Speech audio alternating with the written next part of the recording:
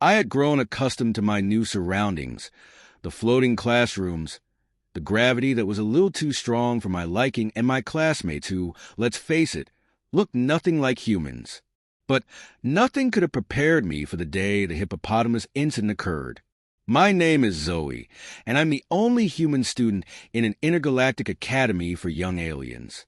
The school is located on a planet called Zira in the Zeltar system, which is about 3 light-years away from Earth. The students here represent species from across the galaxy, tall, short, furry, scaly, tentacled, or slimy, and they all spoke in languages I could barely understand. I had learned their language, more or less, but I still felt a little out of place. Still, I was determined to make the best of it. Today, my history teacher, Professor Gormak, a 6-armed creature with a chitinous exoskeleton, was teaching us about Earth's wildlife. Now, let me explain something about Zira's educational system. Earth was considered the most bizarre and primitive planet in the galaxy. Its creatures were often seen as amusing curiosities, so this class was more about entertaining the alien students than educating them. Professor Gormak clicked his mandibles together and presented a hologram of a very strange, bulky creature. It was enormous, with a massive mouth, stubby legs, and an intimidating appearance. It was a hippopotamus. This, students, is a hippopotamus, Professor Gormak boomed. A mammal from Earth and one of the most dangerous creatures on the planet. I watched as my classmates' expressions shifted. At first, they seemed mildly interested, but as Professor Gormak continued to discuss the hippopotamus's behavior, how it was known for being territorial, aggressive, and capable of running faster than many creatures thought possible, something strange happened. One by one, my alien classmates began to look uncomfortable. Their usually vibrant colors dimmed, their eyes widened, and some of them even took a step back from the hologram. A few of them turned so pale, or their version of pale, that I thought they might faint. I stared at the screen confused. Why were they reacting this way to a simple picture of a hippopotamus? After class, I decided to ask my best friend, Zilbo, a tentacled creature from the gas giant planet of Varnax 6, what was going on. Zilbo was usually the first to crack a joke or make a sarcastic comment, so I figured he'd have an explanation for the whole hippopotamus thing. "Hey, Zilbo," I said as we walked out of the classroom together. What was with everyone freaking out when the hippopotamus came up? Is it dangerous to you guys or something? Zilbo paused, his 8 tentacles flailing slightly in confusion, before he let out a nervous laugh. "You don't know, do you?" "Know what?" He sighed dramatically. "The hippopotamus. It's not just any Earth creature. It's a nightmare for beings like me. You see, when we were studying your planet's creatures during our cultural exchange program last year, we learned that the hippopotamus is, well, let's say it doesn't just kill. It horrifies other creatures on a cosmic level." I raised an eyebrow. "Wait, what? Why?" Zilbo's tone dropped as he leaned in closer, lowering his voice like he was about to tell me a deep, dark secret.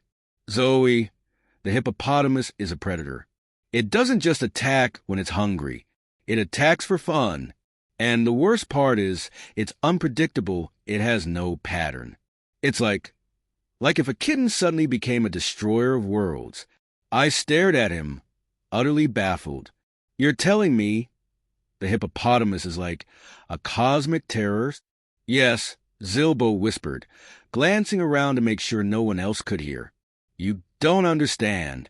Most alien species have the natural ability to sense danger, like an intuition for the unknown. The hippopotamus doesn't follow any rules. It's just chaotic in its nature. It's the thing every species hopes to never encounter on a vacation to Earth." My mind was racing, but it's just a big, goofy animal that likes to float in rivers and eat grass. How can it be that bad? Zilbo sighed again, as though explaining this to a human was the most tedious task in the galaxy. "Zoe, you've got to understand, your planet's creatures are wild. Really, really wild. When we first read about hippos, we thought it was just a harmless Earth animal. But no one warned us about how dangerous they can be. Some of the most powerful species across the galaxy have been scarred by encounters with hippopotamuses. As the days passed, I couldn't shake the feeling that something was off. The students at the academy seemed to avoid even mentioning the hippopotamus. There were hushed conversations behind closed doors, sidelong glances when the topic was brought up, and an unspoken tension in the air. Then one evening, I was invited to a gathering of students from various planets, a cultural exchange of sorts. I thought it would be fun, a chance to make new friends and learn more about their worlds. But the conversation quickly turned to Earth, and once again, the subject of the hippopotamus came up. A particularly large, furry alien named Grak, whose species was from a freezing planet and had 4 eyes, stared at me nervously. "Zoe, you really don't know, do you?" Grak asked, his voice quivering. "Know what?" I said, slightly annoyed. "What's so bad about hippos?" Grak shifted uncomfortably in his seat. "We were taught that if you're ever in a situation where a hippopotamus is nearby, you run. You do not stand your ground. You do not try to fight it. You just get out of the way." I rolled my eyes. "But they're just big, fat, silly animals, right? They won't chase after you for no reason. You're all overreacting." Grak shook his head vigorously. "You don't understand. Every species has some primal fear, something that shakes us to our core. For many of us, it's the hippopotamus. And there's a reason we all turn pale when we see one." I blinked. "Okay, now you've officially lost me." Grak leaned forward, his multiple eyes wide with dread. "It's because of the legend, the ancient legend of the hippopotamus horror. It says that the hippopotamus was the only creature in the universe to ever survive a cosmic battle, having nearly destroyed an entire fleet of beings who tried to tame it. The warlords who tried to capture it never returned. And those that did, well, they never spoke again." The conversation grew tense. All eyes were on me as they waited for my reaction. "But it's just an animal," I said weakly. "Right?" Grak and the others exchanged nervous glances. "That's what we all thought," Zilbo whispered. By the end of the week, I still hadn't figured out exactly why a hippopotamus was considered such a cosmic terror. But I couldn't ignore the strange, genuine fear it instilled in my classmates. There were no more casual conversations about it. Everyone had gone quiet whenever it came up. One day, I found a holographic recording from an old Earth documentary about hippos. I watched it, determined to get to the bottom of this mystery. The footage was humorous at first. Hippos waddling through water, honking like cartoon characters. But as I watched closer, I saw something unsettling. The footage from the wild, the part where hippos encountered other species, was different. The creatures they were interacting with didn't fight the hippos, they fled. It was my second month attending the Intergalactic Academy of Zira, and I had learned that this place was full of surprises. The school was situated on a floating city above the planet's surface, a marvel of alien technology and architecture, which made Earth look like a science experiment. The students here were from all corners of the universe, some with translucent skin, others with tentacles, and some so tall I had to look up at them just to say hello. We were in the middle of the Earth Creatures segment of the year's curriculum, which I had been looking forward to.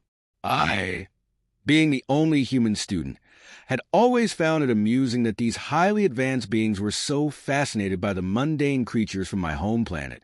From lions to bees, they viewed Earth's animals like mythical legends. So when Professor Zrith, a plump purple, floating being who communicated telepathically, introduced a new lesson, I didn't expect what happened next.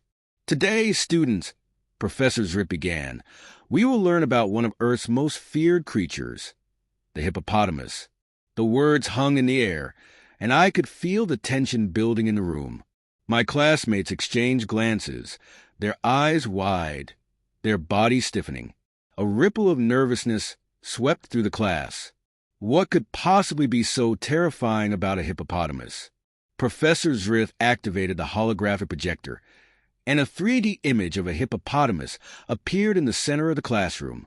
It was as plump and goofy looking as I remembered from the nature documentaries back on Earth, its large mouth gaping open, showing off its impressive tusks. "Feast your eyes on Hippopotamus amphibius," Zrit continued, his voice full of gravitas.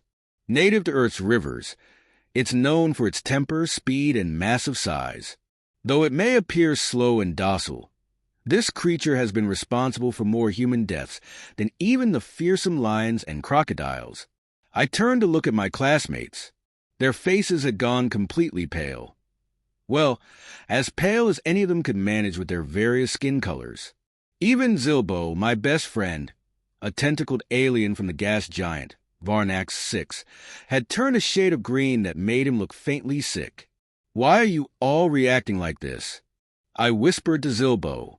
"It's just a big, goofy animal. Why are you scared?" Zilbo slowly shook his head, his tentacles trembling. "You don't know, do you?" "Know what?" I was starting to get frustrated. "It's just a hippo." Before Zilbo could respond, Professor Zrit continued. "On Earth, the hippopotamus is notorious not only for its aggression, but also for its unpredictable nature. It's a creature that is quick to anger, and once angered, it's unstoppable. Despite their cute appearance, they have been known to attack boats, destroy vehicles, and even chase humans down." The more Professor Zrit spoke, the more I noticed that my classmates were squirming. A few of them had already shifted to the edges of their seats, as if they were trying to escape the classroom. It wasn't just a casual unease anymore. It was real fear. "Professor Zrit," I asked, standing up in front of the class, "why are they all so freaked out?" "It's just an animal from Earth. It's not like they're going to come to Zira and attack us, right?" Zrit turned his gaze toward me, his eyes glowing with a hint of something like amusement, or maybe it was pity. "Ah, Zoe, you are human. You don't know the full story of the hippopotamus." He waved his hand, and the hologram changed. The happy, peaceful river hippo turned into a horrifying image, a gigantic hippo charging through an alien landscape, scattering large creatures in its path. There were flashes of terrifying creatures, entire fleets of ships fleeing from the beast's onslaught. "This," Zrit continued, his voice lowering to a whisper, "is the legend of the Hipponomicon." The room grew deathly silent, and I could tell that something much bigger was at play here. Zilbo's tentacles were twitching uncontrollably as he glanced around the room nervously. "Zilbo, what's going on?" I asked, now more curious than ever. "You've heard of the Great Galactic Wars, right?" Zilbo whispered. "The battles for supremacy among the stars. Species clashed, planets burned, and entire civilizations were wiped out. But the hippopotamus? It's a creature of chaos. A wild card, if you will. Every species knows this tale. It's been told for centuries." Professor Zrit nodded solemnly. "The Hipponomicon is a forbidden text, lost but not forgotten. It tells of the great Hippo Wars, where the hippopotamus, though a simple creature on Earth, was revealed to possess the power of destruction that no one could comprehend. It wiped out entire armies, defeated massive warships, and is the reason many of the older civilizations refuse to ever step foot on Earth. It's pure chaos, and it has been the subject of many galactic fears for eons." Zilbo added in a barely audible voice, "It's not just about their size or their speed. It's their unpredictability. A hippopotamus never follows the rules. It acts on pure instinct, with no regard for what others think it should do. And that makes it terrifying." I stood there, processing the absurdity of the situation. How could a creature that spent most of its life floating in rivers and chewing on grass be capable of bringing down an entire fleet of ships? How could a hippopotamus become a symbol of terror across the galaxy? Professor Zrit went on. "Some ancient species even believe that the hippopotamus has a psychic element, a strange force that amplifies chaos wherever it goes. There are records, very few, that suggest the creature has the ability to manipulate the fabric of reality itself. The Hipponomicon remains locked away, for good reason. For once unleashed, the hippopotamus becomes an uncontrollable force. After the lesson, I couldn't shake the images of the hippopotamus running wild across the galaxy. But I was still skeptical. Could one animal really have such an impact on the whole universe? That night, I met with Zilbo in the school's floating garden, where we often hung out when we needed a break. The stars were bright overhead, and the gentle hum of the city below us provided a strange sense of calm. Zilbo, I'm still having trouble understanding all of this, I admitted. How could something so silly-looking be considered such a danger? Zilbo sighed, his tentacles swirling in agitation. Zoe, you have to understand, the universe isn't as simple as Earth. On other planets, chaos and unpredictability are the greatest threats to civilization, and the hippopotamus, despite its simplicity, embodies that unpredictability. Its nature is irrational, and that's what makes it so dangerous. I mulled that over in my mind. Was it possible that the hippo's unpredictable behavior really made it so feared across the galaxy? Just then, a message flashed across my wrist communicator. It was from Professor Zrith. Zoe, I've just received a report. A group of intergalactic tourists has ventured to Earth. They encountered a hippopotamus near the river. It attacked them. One of their ships was destroyed. The legend is not just a story. My stomach dropped. The terrifying myth of the hippopotamus was not only real, it was still wreaking havoc. The following day, I attended an emergency assembly at the academy. Professor Zrith was in full form, his normally calm demeanor replaced with urgency. We've just received confirmation, Zrith announced.